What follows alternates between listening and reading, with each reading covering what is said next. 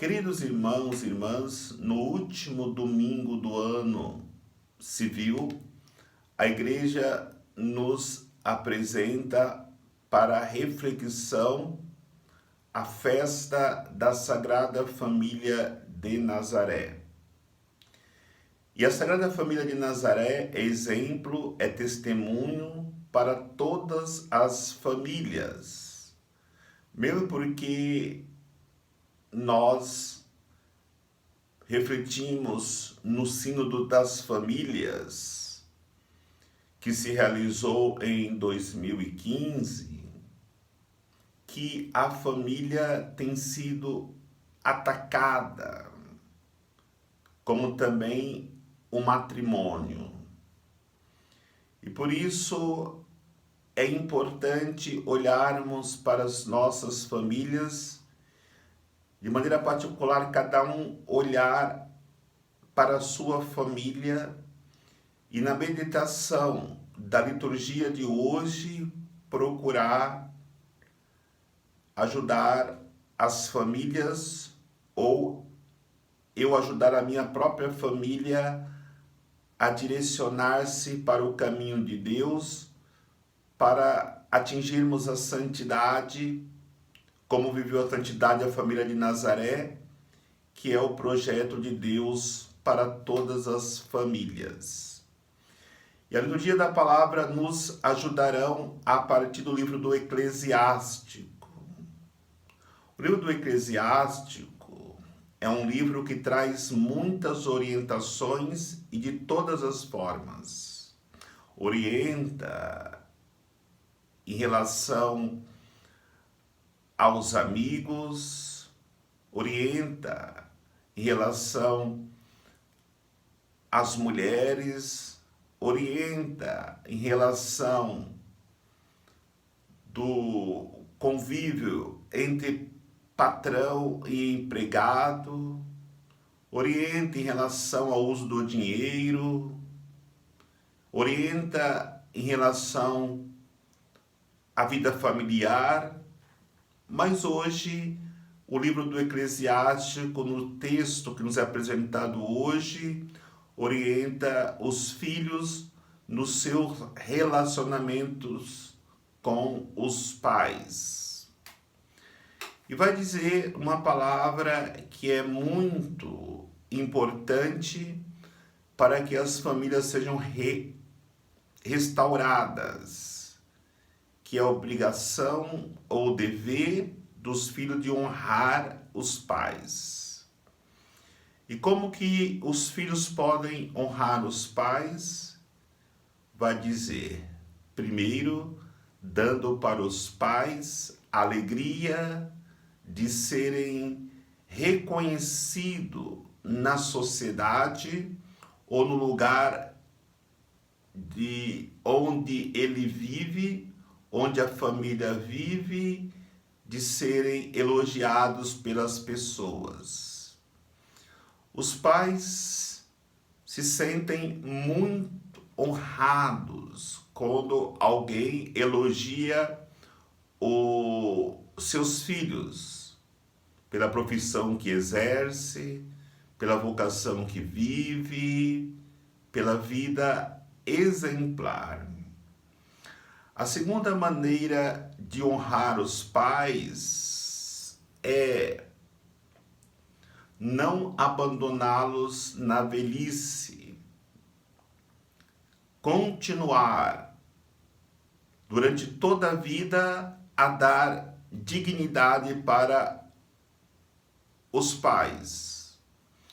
No entanto, sabemos que quando chega a idade avançada e os pais começam a falar coisas que os filhos não gostariam de ouvir, ou até mesmo quando chega a dificuldade de raciocínio dos pais, muitos filhos o abandonam, deixam sozinhos ou pior, coloca os seus pais no asilo para poder ficar longe deles. Acolher os pais na velhice é também uma forma de honrá-lo. E a terceira forma de honrar os pais que nos apresenta a liturgia de hoje é no momento que os filhos dão valor àquilo que os pais lhe dão como conselhos. E colocar esses conselhos em práticas é uma forma muito digna, muito grandiosa de honrar os pais. Mesmo porque sempre os conselhos dos pais direcionam os filhos para o caminho do bem ou para o caminho da vitória durante a sua vida. Ainda é importante nós refletirmos o que diz a leitura quando os filhos dentro da família honram os seus pais. Vai dizer que eles estarão ajuntando um grande tesouro, que seus pecados serão perdoados, terá uma multidão de filhos. E quando um filho é agraciado com essas realidades que nos apresenta o livro do Eclesiástico, ele também constituirá uma família feliz. É claro que dentro da família existem as duas realidades, os defeitos dos pais e os defeitos dos filhos. Mas somente quando agirem, tanto de um lado como do outro, com amor, é que superarão as dificuldades familiares e crescerão no amor. Por isso, é importante cada membro da família olhar para a sua responsabilidade familiar e cumprir com dedicação, com amor, com carinho, e assim a família será fortalecida e consequentemente solidificada na rocha, que é Deus, e assim poderá suportar qualquer tempestade e nada abalará aquela família. Mas aquilo que nos apresenta a segunda leitura é muito importante, porque ela vai falar da veste. A veste numa pessoa mostra muito aquilo que ela é. Por isso, São Paulo vai nos apresentar a necessidade de cada um revestir-se com uma veste de vários tecidos. Quais são esses tecidos que as pessoas na família irão usar para que haja harmonia familiar? Ele vai colocar o tecido da misericórdia, o tecido da humildade, o tecido da fidelidade, o tecido da bondade, o tecido da tolerância, o tecido do perdão mútuo. Quando cada membro da família se reveste deste pano com vários tecidos, a família suportará as suas diferenças e caminhará para frente. Mas ele coloca algo muito importante, dizendo que além desse tecido, é necessário ainda colocar, depois de pronto, a veste, um cinto, o cinto para poder dar o toque final. E esse cinto é a caridade, onde cada um no amor contribui para que o outro possa crescer, possa ser feliz e experimentar cada vez mais a força de Deus dentro da família e no coração de cada membro da família. E ainda São Paulo apresenta a orientação para o marido e a mulher viverem bem.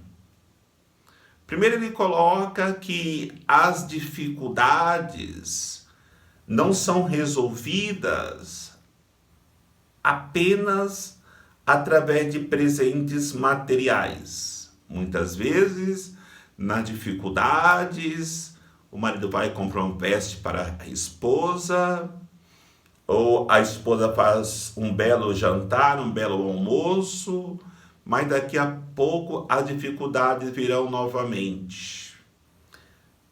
É importante usar esta veste com vários tecidos que foi apresentado por São Paulo, e cada membro colocando o cinto da caridade para dar perfeição no modelo, no estilo de se vestir.